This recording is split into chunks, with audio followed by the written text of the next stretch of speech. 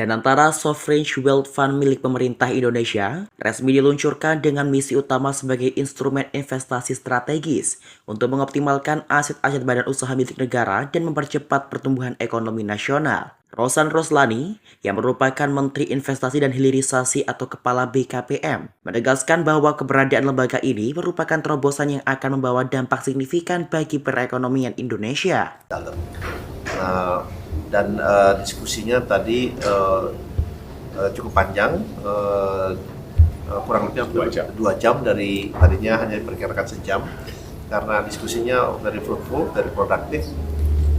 Yang pertama-tama Bapak Presiden menyampaikan mengenai Indonesia dan juga apa langkah-langkah ke depan yang terus dilakukan Indonesia dalam rangka meningkatkan iklim investasi, meningkatkan kestabilan, perekonomian, stability, dan yang lain-lain.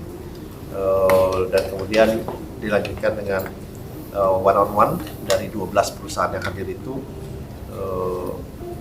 masing-masing memberikan masukan, memberikan inputan, dan karena kita dari Danantara melakukan engagement dan juga pertemuan yang cukup intens, Pak Pandu yang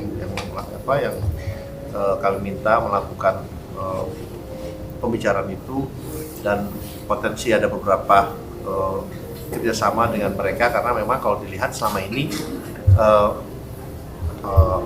para perusahaan investasi besar ini mungkin belum, kalau saya bilang belum tergarap secara optimal. Mereka lebih banyak berinvestasi di negara-negara lainnya.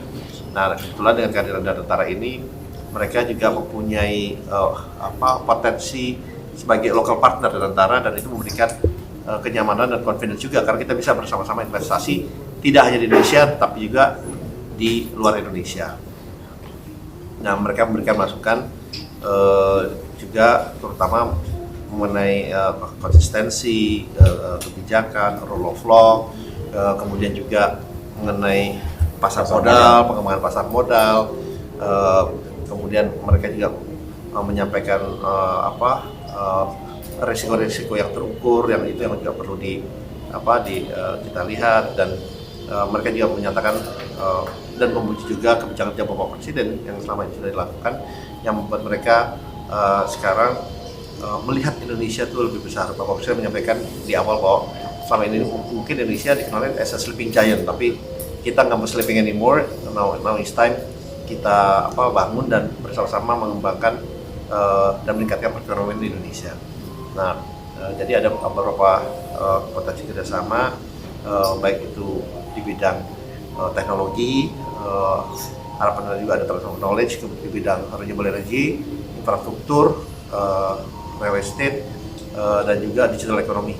Itu juga diantaranya yang disampaikan ke kami, dan juga ada salah satu fund juga yang bagaimana bisa mengembangkan entrepreneur atau para dunia usaha, pengusaha, dan oleh sebab itu ada Pak Andi juga ke depannya